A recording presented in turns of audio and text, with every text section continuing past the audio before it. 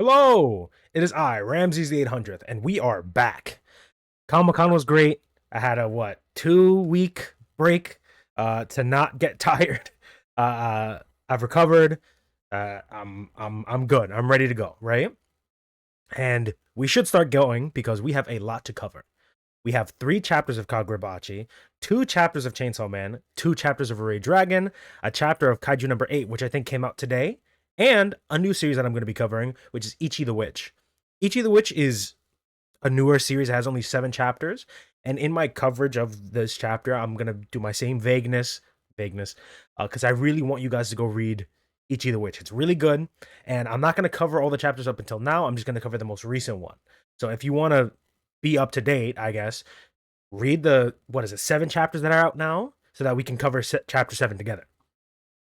But I'm very excited.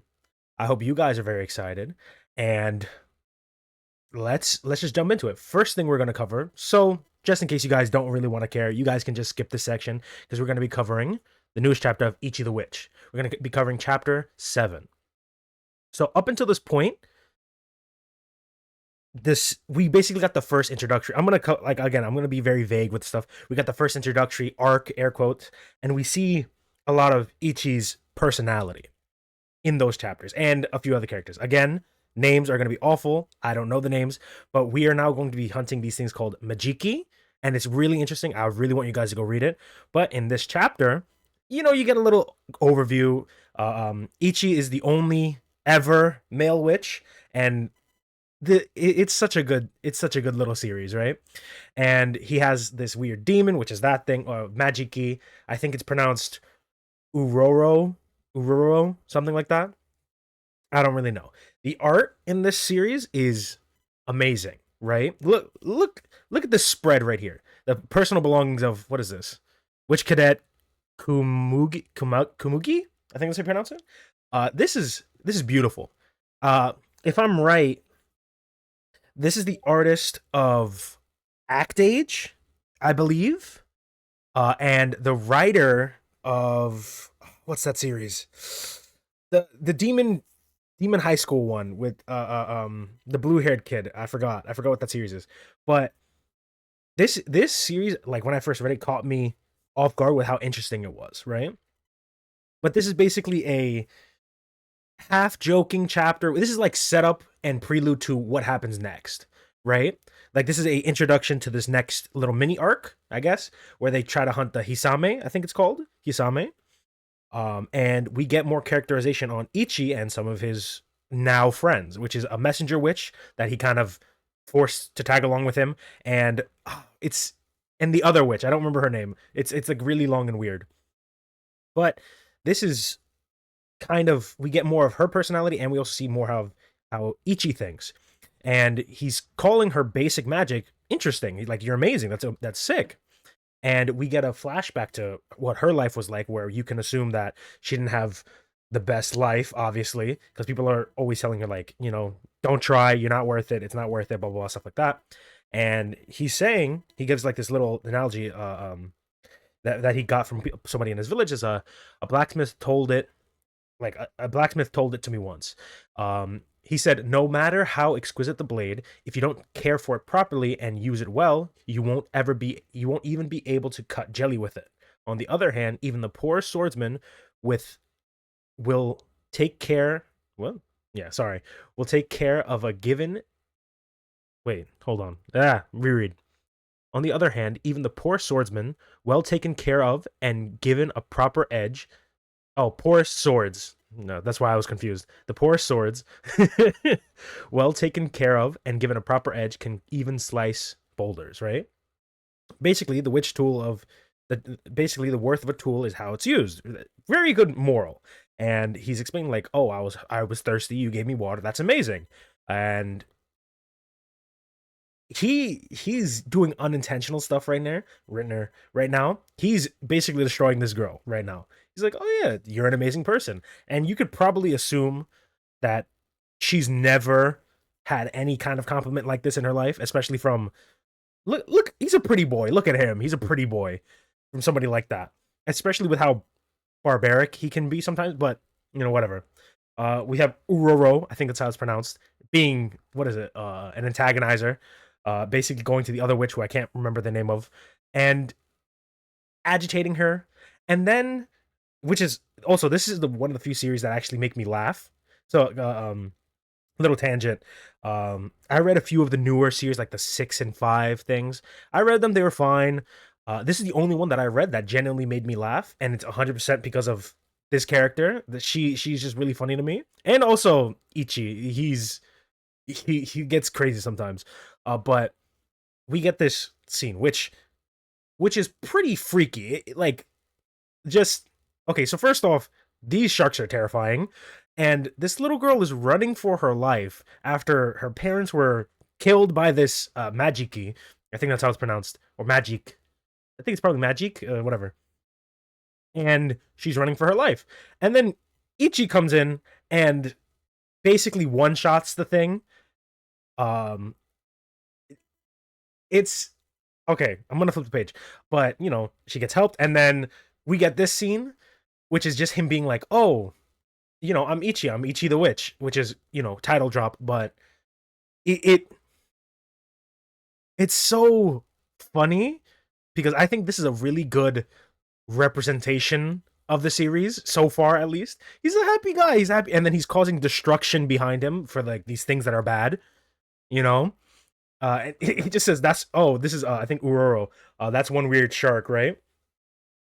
And yeah, people are scared of him because of what he's capable of with the what is it, limit magic or unlimited magic or whatever it is. And he's also a hunter, so he has like this cool hunting mentality, which is great. um and I really love the series. I probably didn't give it the service that it needed, because if you guys read the story, if you read it, you're gonna love it. I promise you're gonna love it, right?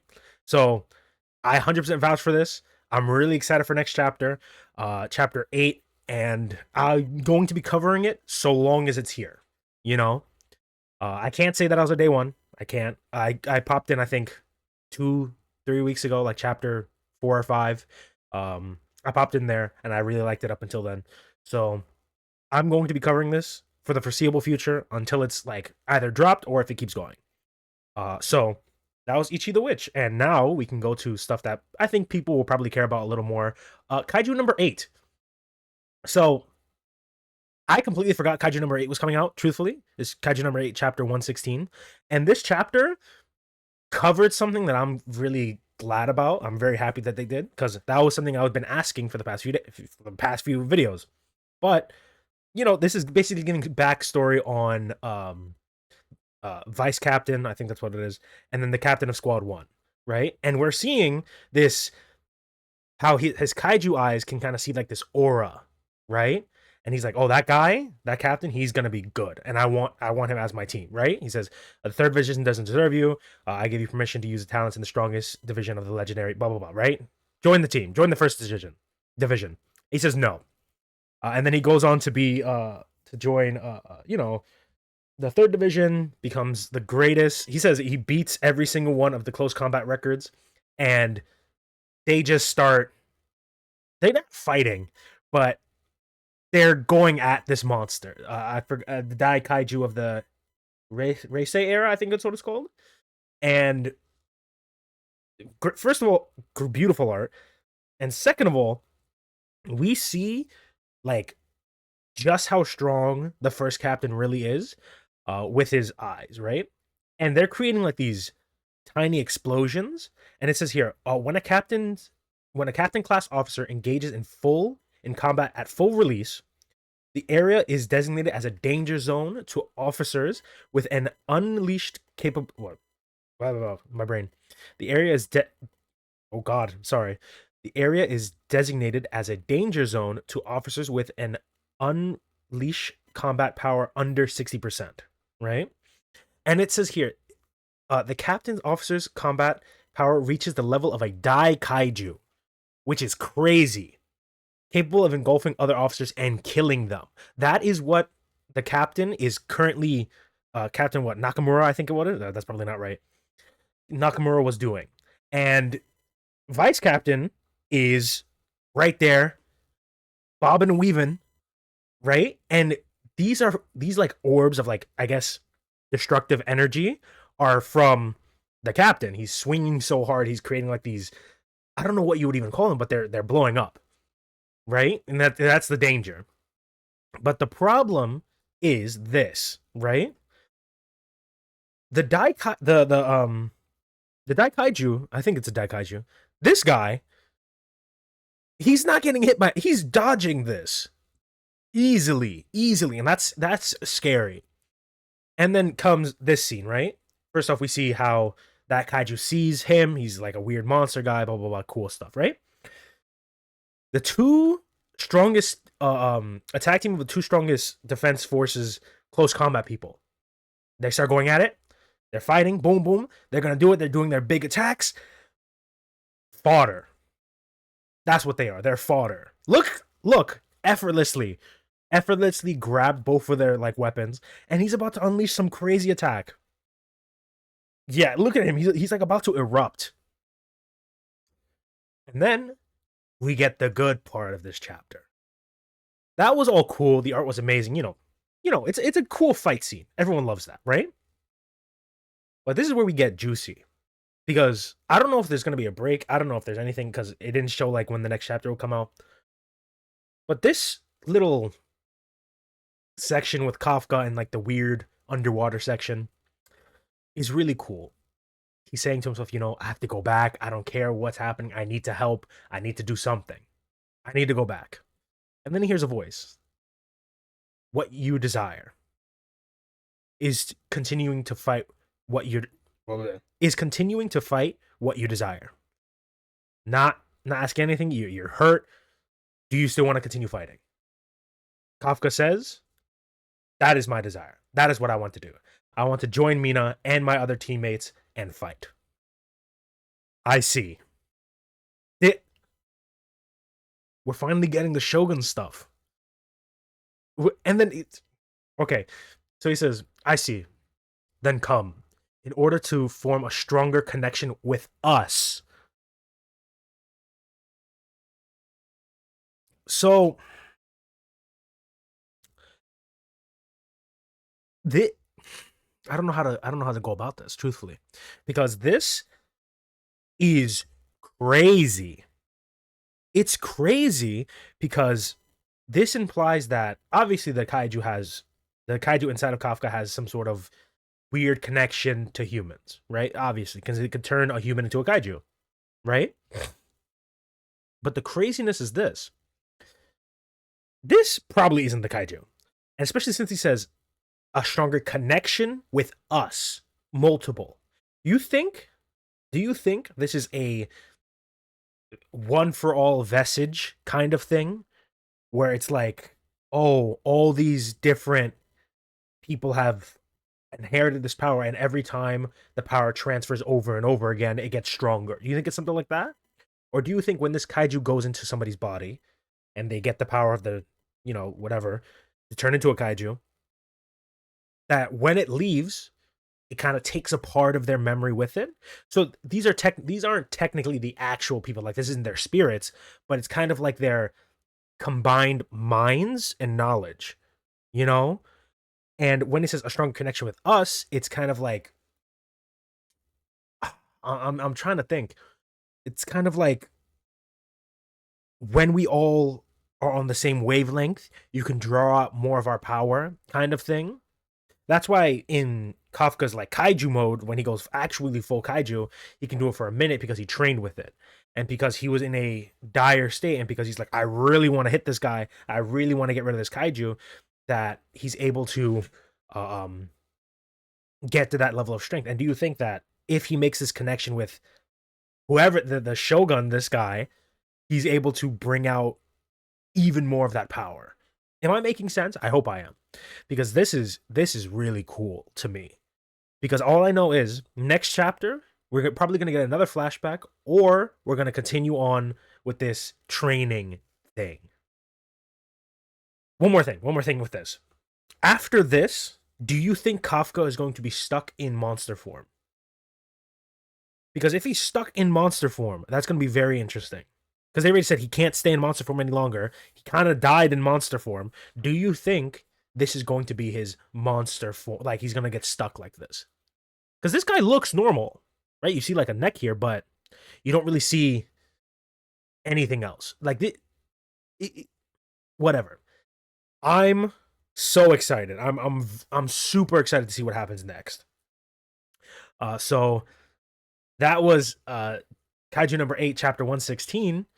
Now we move on to the double chapters, and I think we're gonna start with RuriDragon, because RuriDragon's a cute little series. It's pretty slow, it's pretty nice, and I believe we didn't cover this one, so I'm just gonna go over it again. We're basically getting more since we have to cover a lot.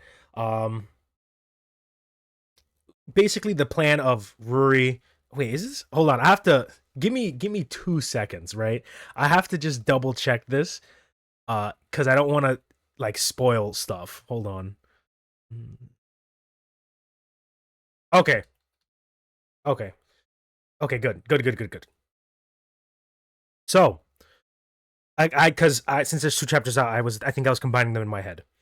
Like I said last chapter, like I said last time, Ruri's horns will grow back. Like they're like the horns are gonna come back, right? That's a given. And her mom's like explaining like, oh, the horns they're like teeth. They're like, you lose the baby teeth, they're gonna pop out anyway. Blah blah blah blah blah. Right? Yeah, and it's like she's just going about her day again. It's like, oh, a new source of imbalance, trigger manifest more dragon traits, more stuff. And apparently a lot of her class didn't know she decided to snap off her horns. So, and apparently she's still getting used to like the venom stuff. So, it's her body's still trying to reject it, but she's getting better. And we get this information, right? During the sports festival, the thing that they've been working on this entire time, there's going to be a really big hurricane and like a really big storm, right? And they're, oh man, this like sucks, right? And they're basically like, oh, you made a whole deal about it. It sucks that we're not going to be able to do it. Maybe we can do it inside. There's too many stuff. We have to take it all out. And they bring up a point. It's like, hey, can't a dragon fix this? I don't see why not. That mean a superpower creates creatures and masters of the skies, right? The blah blah blah stuff like that. And Ruri's in her head. And she's like, I mean, that's a lot, but I guess we can ask Dad, right? And they're like, oh, if you can't do it, why don't you just ask your dad? Which I'm finally like, yes, please bring the father in, but they're not going to. And she calls up her mom. She's like, hey, Mom, do you think my father could blow away the storm? And she's like, yeah, he could. It's one of his 9 traits.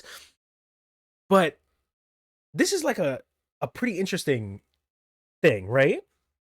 Because she's like, oh, like calling lightning is one of the facets overall. It's weather control. That's the actual power. Except demanding he does something is another story. This is very interesting. Ryu and humans have found a way to coexist.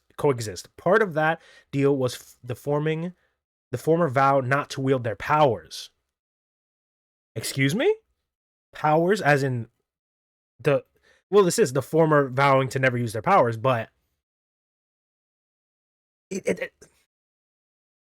I think I talked about this before. The theory that Ruri's mom is like a hero, is like a former hero, and just decided to marry the dragon. Like, it's so because like, oh my god, quick RuriDragon theory. I think I talked about this before, but there was like speculation saying like, what if Ruri's mom is like a hero? Because they said like a point of like when they went to the batting cage, she hit like a 1.0, I think it's what it is, which is I think almost impossible unless you're like physically crazy, unless you're like not even like something crazy about like hitting a score that shouldn't be possible. And they bring up the point of like, oh, what if the umbrella that's like a samurai sword is an actual sword? Because it's also the question of how the hell did she meet a dragon and decide to have a kid with it? That's like the weird thing. And they're talking about this kind of thing as if it's like something that used to happen a lot. It's like, oh yeah, there's like a promise to not do it. It's a vow. They can't use their powers, stuff like that. And they make a point where it's like, oh, Ruri, you can do it, right? It's like, you're not your dad, right? You don't have the thing. You have the rights of the dragon, but you also have the rights of a human. So you can do whatever you want with your power. Technically speaking, right? Hypothetically, if you did it, you wouldn't get in trouble. And she goes like, "Oh, ask your teacher. It's up to him." And we find out again, very interesting thing, that the teacher is there to monitor, like, be basically not really by the government, I guess, but is there to like make sure she doesn't do anything. And he does this in front of all the students, right? And they're like, "Wait, what do you mean you're meant here for like Aiko?" That's so, yeah, Aiko, yeah, Aiko. That's so weird, right? Why are you? So he's a creepy spy, basically. He's like, is he even a teacher? Is he even qualified? And he's like, yeah, I qualified as an educator, but that's me. That's what my job is. But he's saying it is possible for her to change and blast the storm away. Uh, probably that's probably asking like too much for her to blow the entire system away, but she could probably speed it up. But she's still new to this. It's not really her. She can't really control her powers too well. We don't think it's for the best, but she goes, "I want to do it, right? I want to help." And she basically is like, "You say it's possible, then I want to put my dragon powers to good use." He's like, "Of course you do." Everyone's getting like hyped, right? Everyone's like, "Oh shoot, she's gonna blow away the storm," right? We gotta start doing this. Everyone's gonna start planning.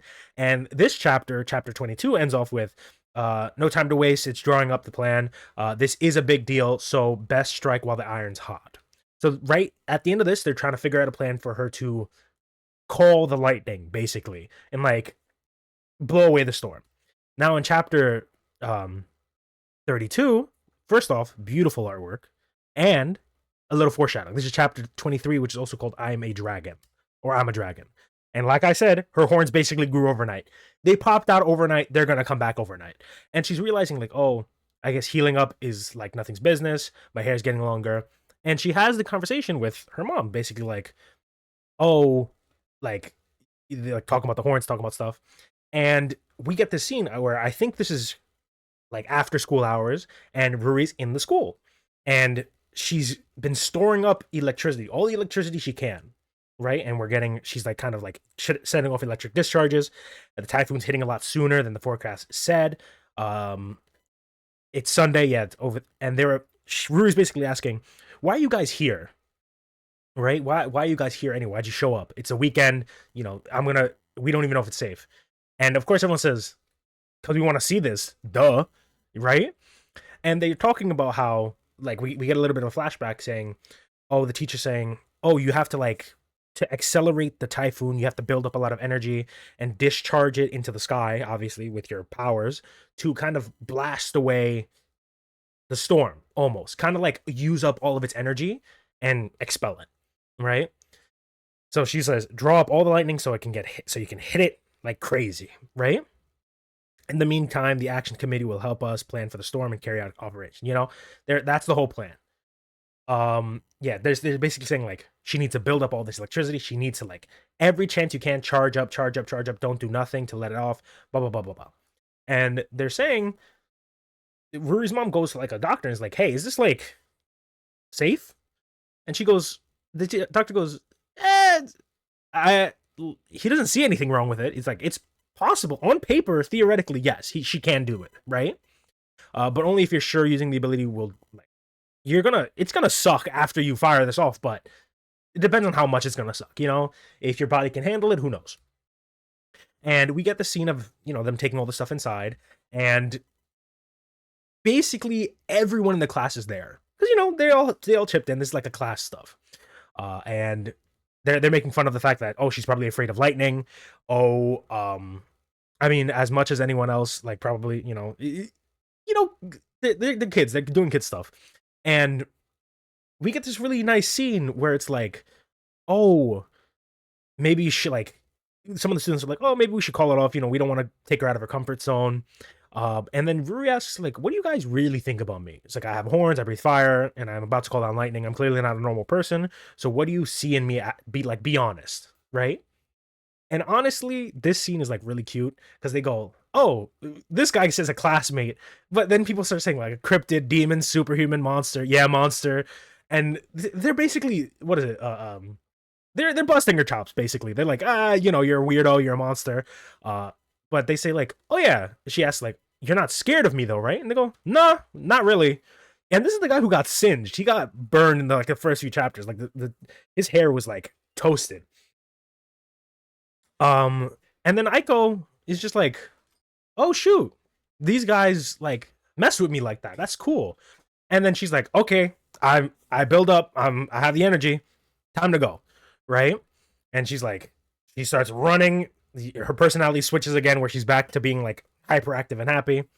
And we're basically getting a bit of a flashback to like what the teacher is talking about, like, you know, drink a lot of water, rest, eat plenty. That should hold the electricity like amass even faster. Like doing all this stuff to gain energy will keep the energy with you for a lot longer and like you build it up a lot more, right?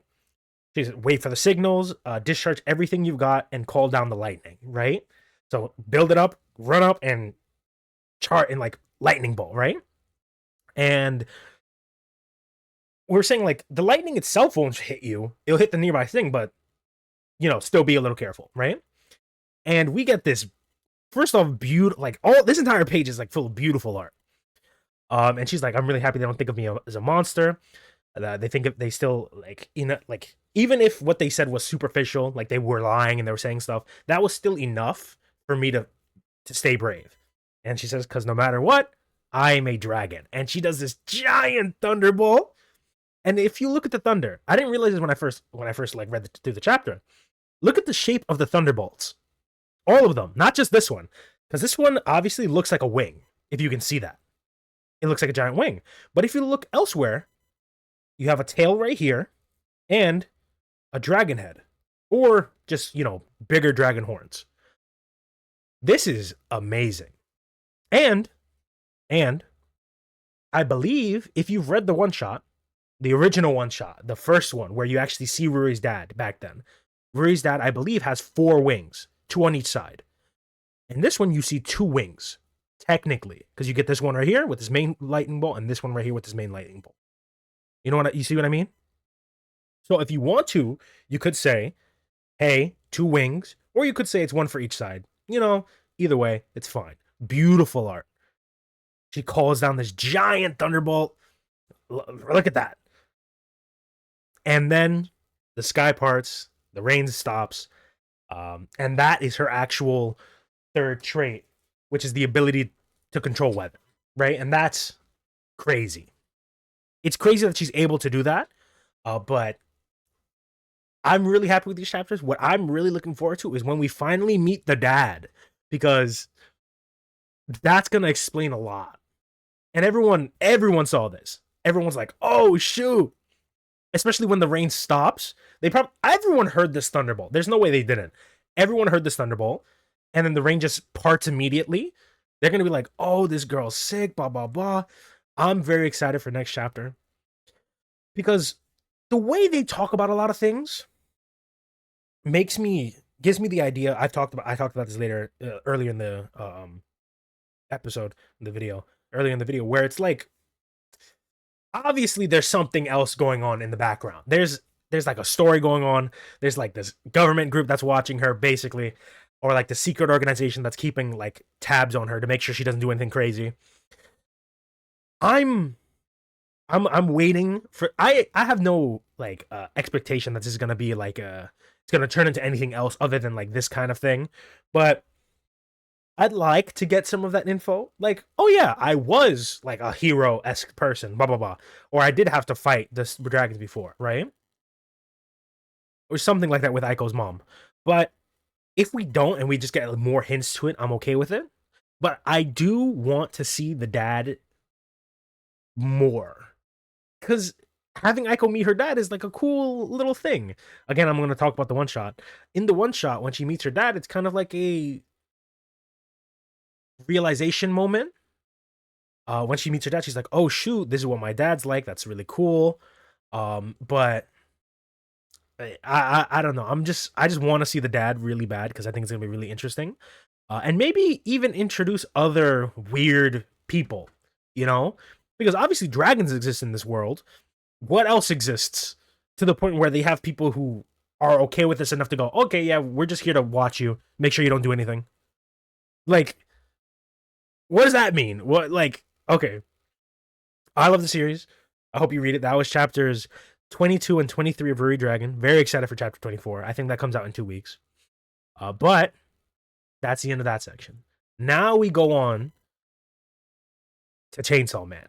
Now these chapters, Jesus, man, these chapters are crazy. So chapter 181 and 180, chapter 180 and 181. Which the first one, 180, is called The Aging World. And this is a very interesting stuff. She has a dream. It's the same dream again. A dream, when do I go to sleep, right? She's having that same dream where she's running and she falls. That's the dream that we're talking about. But she's saying, when did I go to sleep? And we wake up in, first off, this beautiful art of a forest. Beautiful art. Beautiful, beautiful, beautiful. And we see Yoru being a gremlin again, where she wakes up and she sees Denji. And Yoru takes over and starts going bang, bang, and starts trying to shoot him. Only for nothing to happen. And then proceeds to point blank start trying to rapid fire. And it still doesn't work. Which is very interesting. Because, like, obviously the aging devil is a primordial devil, right? We know that. But what is this pocket dimension? Why can't she do the finger bangs? Why can't she do that? Why is Denji here? We probably know why Denji here is, but you know, it's confusing. And then we see this guy, this random guy. He says, "Welcome to the world of the aging, like the world created by the aging devil." He said he was a devil hunter, and one day he passed by a mirror. He saw lines on his face, and he thought if there was a aging devil, he'd make a contract with it. And he found himself here, right? And she asks, this is Asa, by the way. Asa asks, "Where's the exit? How do you leave?" And he says, "Right, so I haven't found one yet." And she goes, "How long have you been here?" He's like, about 82 years, and I'm the youngest. Which is crazy. He says, "I don't get hungry, I don't get thirsty, I've attempted suicide many times, I can't die here. There are other humans deeper in than me, but they've lost their minds, better to keep away from them." And she's like, "Isn't there like a way out?" He goes, "Well, supposedly there's a human who escaped this place a long time ago. How?" And then we get this scene of him just going, "I'm gonna lose it, so you can so you can disappear now, right?" He's like, "You're a hallucination, I've jumped up, aren't you?" And he calls her Ritsuko. And then he just spazzes out. He climbs on the tree and just starts spazzing out. Like, what? But we're not gonna stop here. We're gonna immediately go to chapter 181. Because this is kind of like a... if you read them together, again, beautiful art. Look at this. This is crazy.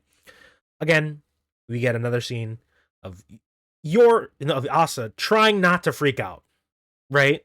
She's like, "Oh, well, I can, like, don't panic. We figure this out. We can totally figure this out." He's like, "I know how to escape." She just turns it into a weapon just like she did in the Eternity Devil. And then Yor takes over and tries to, like, bang and try to shoot herself in the head.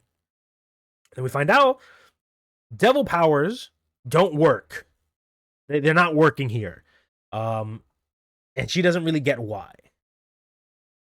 And they're saying, like, "Oh, she's no match for the aging devil," which makes sense.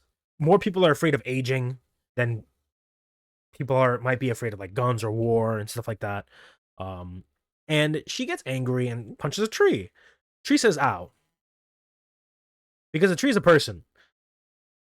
And this is horrifying. Well drawn, but horrifying. And, you know, she's running, she trips over Denji again. And the guy, who stopped being crazy for 2 seconds, basically says, "Oh, if you live here long enough, you can turn into a tree like them." Beautiful art. This is just beautiful, right? And then he says, "When the tree rots away into the soil, and your mind and body have fully become one with nature, you can return to your body in the real world. That's it. That's where it's left on. And then you look around and you go, how long? Because he says it takes 1,000 years to turn into a tree, right? So we don't know how far along these people are into their tree transformation. Like, this person could have just turned into a tree, or have been a tree for 2,000 years. Probably not 2,000 years, but this is the eternity devil's place. Like, I doubt time passes normally, you know? And he said he's been there for only 82 years, and he's already losing his mind. Imagine that. And you have to rot away. How long does a tree take to rot? Do any of you guys know that? Because I don't. Especially naturally, since this place doesn't seem to have like rain or natural forest fires or any of that stuff. It seems that you just grow, and if you get to a certain point, you just start rotting away, and once you fully become a part of the soil, that's when you get to come back to your body. And we don't know, at least I don't know, if this means that, like, if you... I don't know if this means that, like, if you're in here, only time passes here, or you get sent here for that long. So these guys could have been from 1,000 years ago, or longer. Or they could be people that were currently in comas, you know, and just time flows differently here. Because say they don't get hungry, they don't get tired, and stuff like that. So it's just, it's really weird. It's very entertaining, though. This is like psychological horror, body horror, all that combined. And you're basically being a baby again, is going like, oh, Denji, this is your fault. It's like, it's your fault, Chainsaw Man. Like, wake up. We're stuck here because of you. Always get tangled with the weird devils. And first off, Denji was probably asleep, and she woke him up with a punch to the face. You know, good things. And then Denji kind of just like has his like breakdown, you know? He's like, every single person who gets involved with me ends up miserable. I'm so freaking sorry. He just starts like letting everything out. He's like, he blames himself for literally everything. He's like, I'm gonna stay right here and reflect on my mistakes until I turn into a big ass tree. Then that'll be my punishment. My punishment for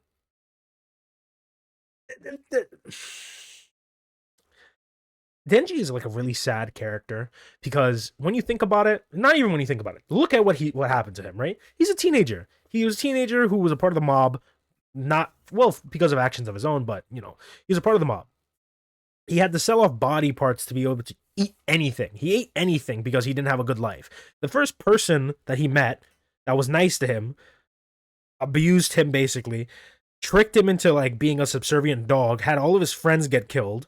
The one good thing in his life, which was being Chainsaw Man, is detrimental to his mental health.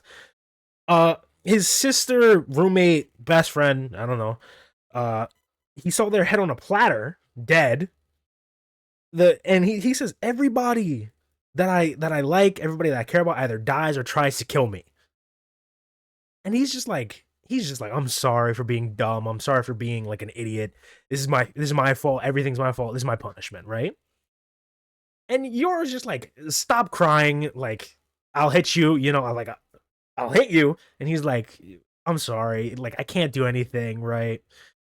And yours just like, and then this, I don't know how to feel about this. I think she just has like a, well, clearly she has a thing for Denji because it's like a thing.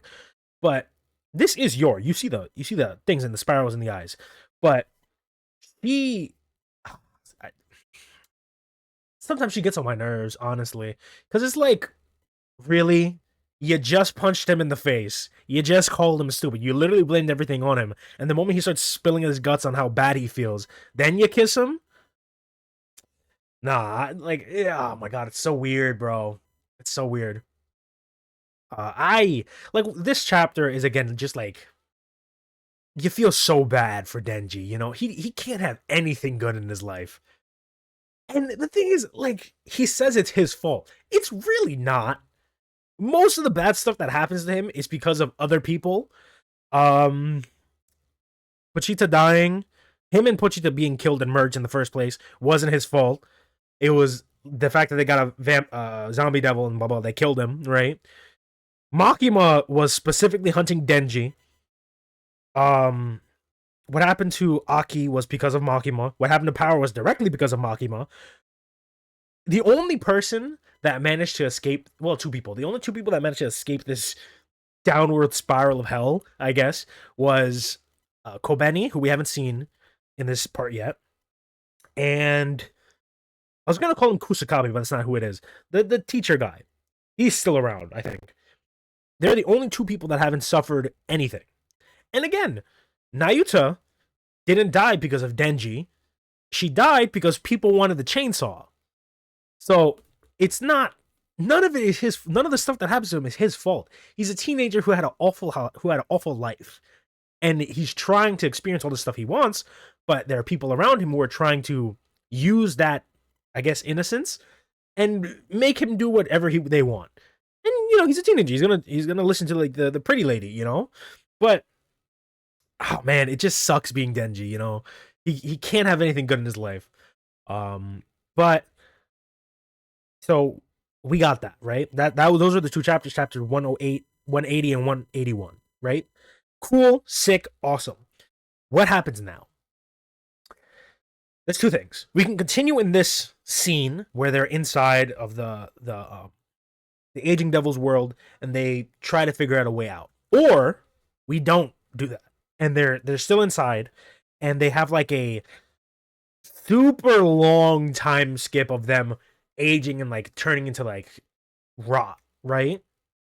But there's another thing that I saw. I don't remember where I saw it. I believe it was on like one of the Reddits, where people made a connection to I think it wasn't in this one as the previous one, where that guy says, oh, there was one person who escaped, right? There was one person who got out, but I don't know who that was, right?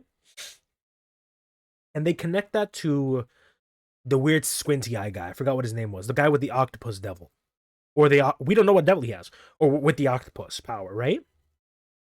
Because apparently there's a Japanese story of an octopus escaping age. I don't know what it is.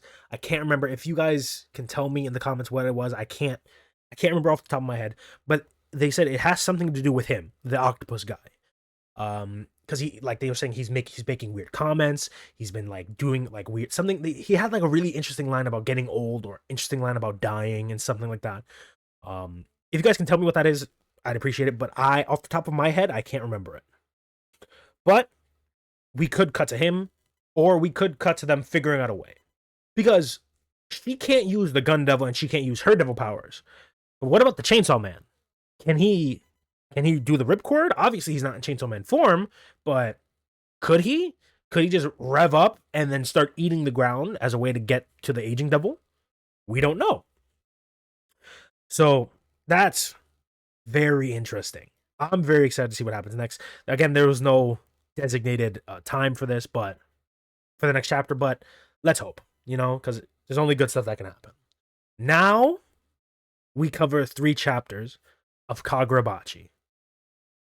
Kagurabachi has been popping off. I don't know if you guys went to Comic-Con. There was a whole thing of Kagurabachi. There's a whole like pillar. I got the volume 1 from Comic-Con. I have the Japanese volume 1 and I have the English volume 1 that came out in Comic-Con, the early release. So I'm already there. I'm already ahead of y'all who weren't there. But we have 3 chapters. We have chapter 52, 53, and 54.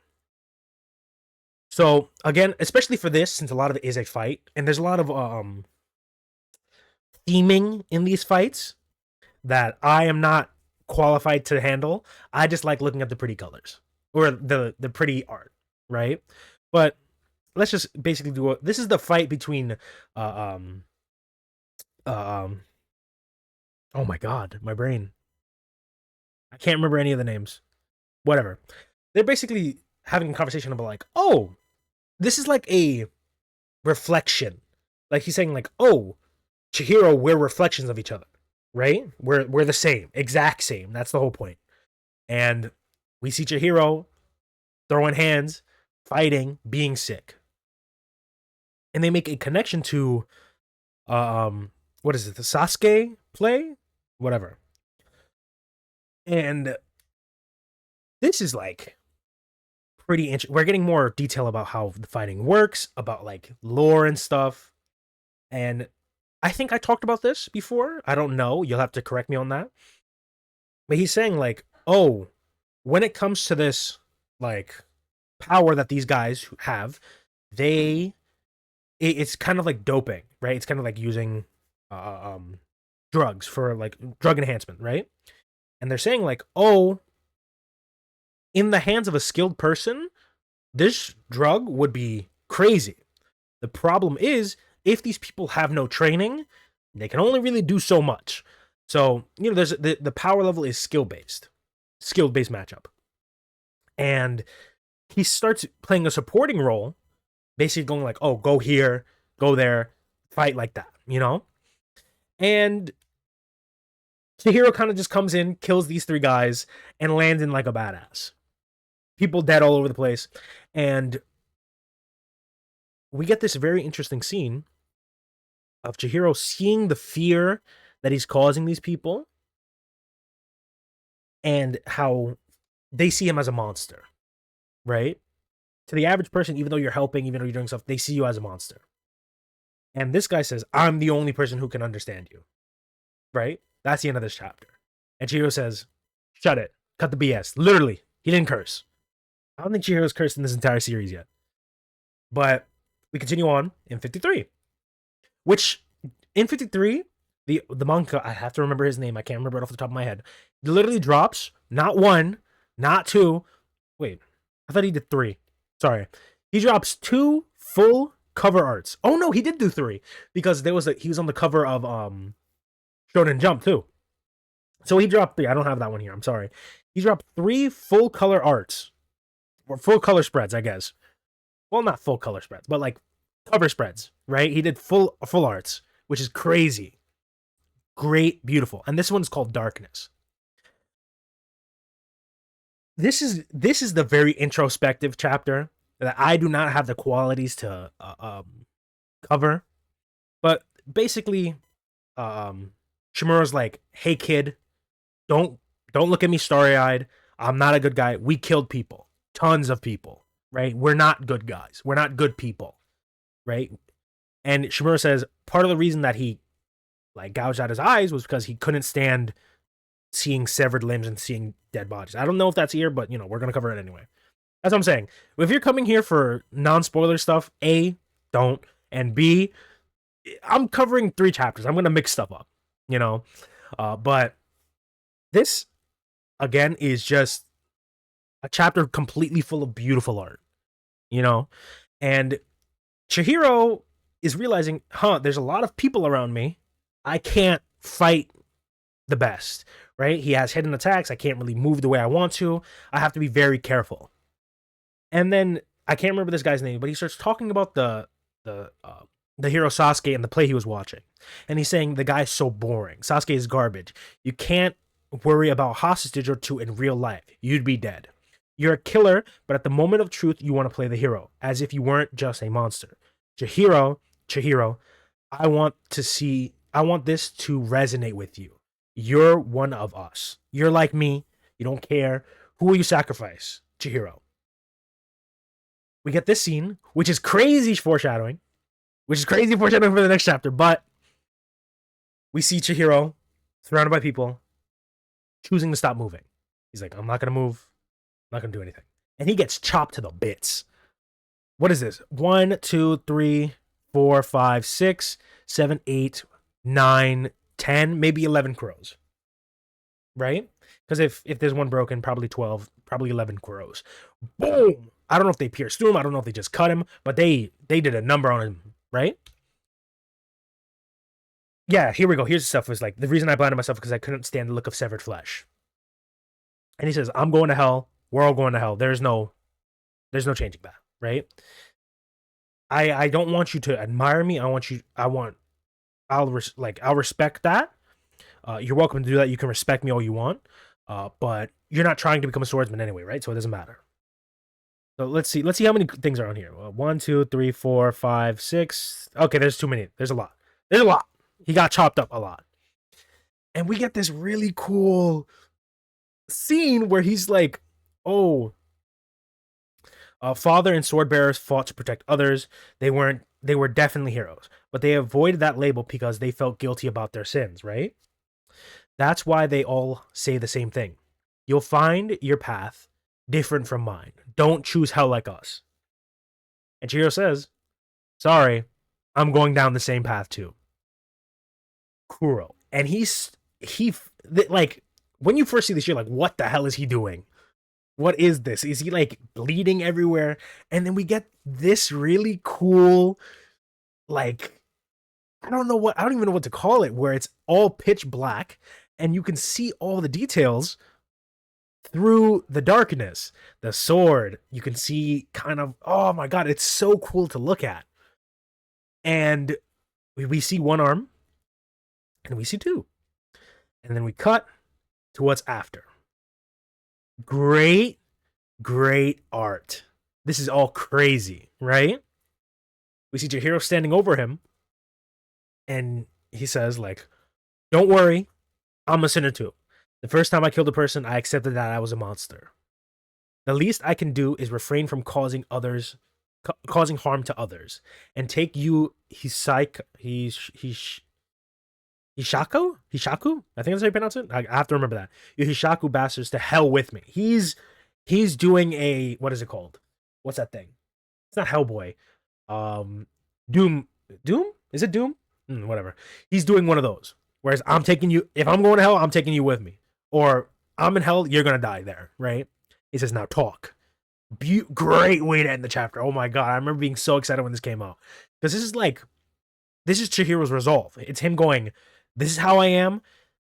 I've accepted that. I'm not going to hold back. But just because I'm a monster doesn't mean I'm going to sacrifice people. Doesn't mean I'm going to do this. He's basically saying, I'm going to be a different type of monster. A different kind of beast, if you would say. And then we get follow-up in the next chapter, 54. And we basically get a... how do I say this? A rundown on the chapter, right? Of the chapter, of what's next. What is it? Takeru Hokazono. That's the author, I'm pretty sure. I have to remember that name. Hokazono? Hokazono, yeah, okay.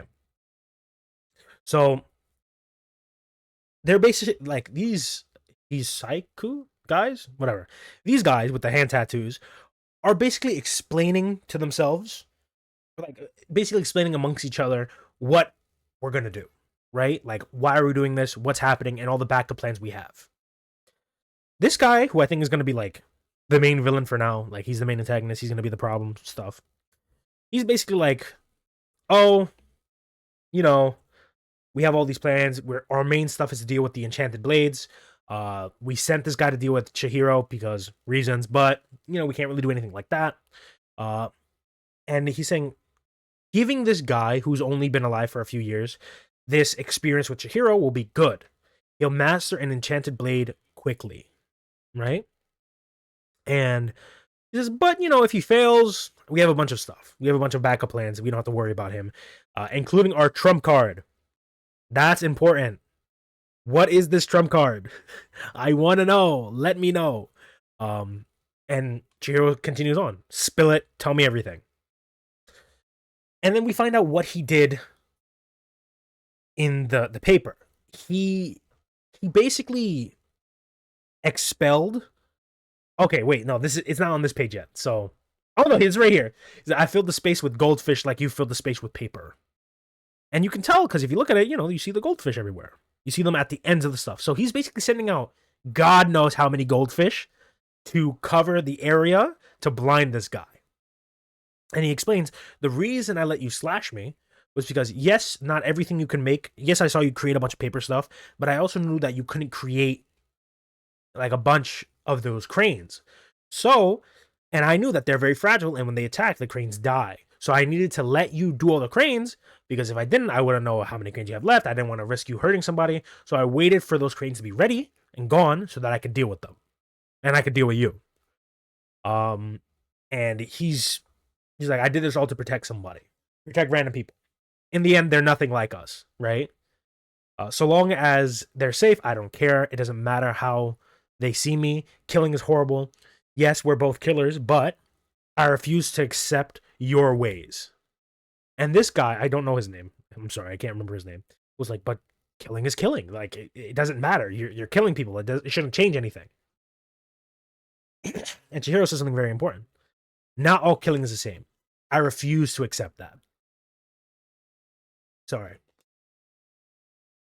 And this guy's like, I don't get it. What? Why can't we like connect to each other like that? And he keeps saying we're the same. And he says, no, that's why we keep seeking to kill each other. Because we're not the same, we always want to kill each other.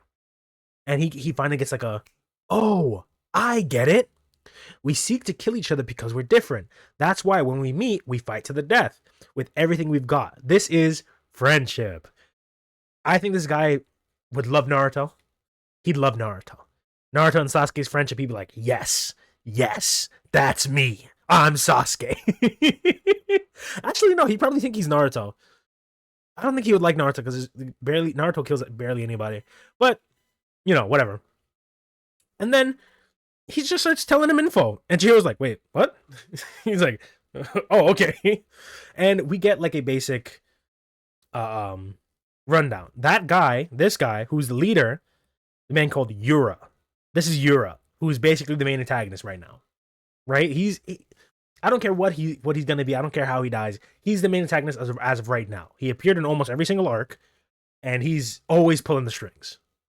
Right? He's the big bad. He's the final person, and we're gonna find out more about him and the what is it?